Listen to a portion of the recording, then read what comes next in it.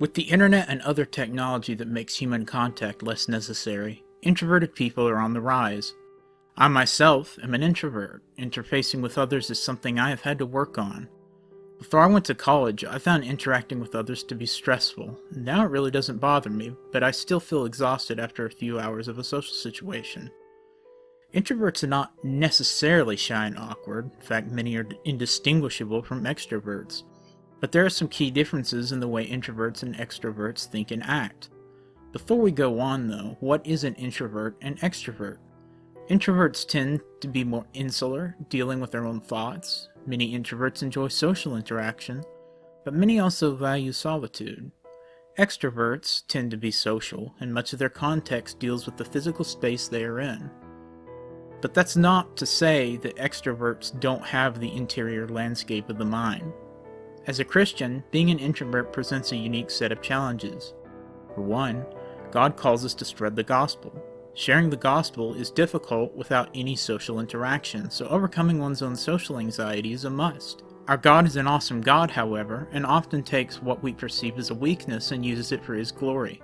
Scholar and theologian Wayne Grudem made a handy chart of the spiritual gifts mentioned throughout the New Testament in his book Systematic Theology: An Introduction to Biblical Doctrine. In 1 Corinthians 12:28, he lists apostle, prophet, teacher, miracles, kinds of healing, helps, administration, and tongues. In 1 Corinthians 12:8-10, there is words of wisdom, word of knowledge, faith, gifts of healing, miracles, prophecy, distinguishing between spirits, tongues, interpretation of tongues. 1 Corinthians 7:7, there's marriage and celibacy. In Ephesians 4:11, there's apostle, prophet, evangelist, pastor, teacher. In Romans 12:6-8, there's prophecy, serving, teaching, encouraging, contributing, leadership, and mercy. In 1 Peter 4:11, there's whoever speaks and whoever renders service. It's a lot of spiritual gifts, right? If you're an introvert, some of these spiritual gifts might seem daunting. To me, the thought of teaching in the conventional sense is nightmarish. I can barely give a recount of my trip to the grocery store without stumbling over my words. However, God did not call for everyone to perform every duty. I recognized my ability to write in 6th grade, and I knew it was what I wanted to do with my life. It might take a longer time to find the spiritual gift calls another person to. Even within what we are called to do, we need to try to step outside of our comfort zone. When we push the boundaries of what we find comfortable, that is when we grow. It's similar to exercise. If you always stick with the 5-pound dumbbell, that will be where you stay. In order for Peter to walk on water, he first had to step out of the boat. If he remained in the boat, the miracle would not have happened. Christ is always waiting for us to make our first steps of faith before He does the rest. We can work on bettering our insecurities, but we will only have peace when we give them to Christ. I got over my aversion to social situations by finding a church with people I love.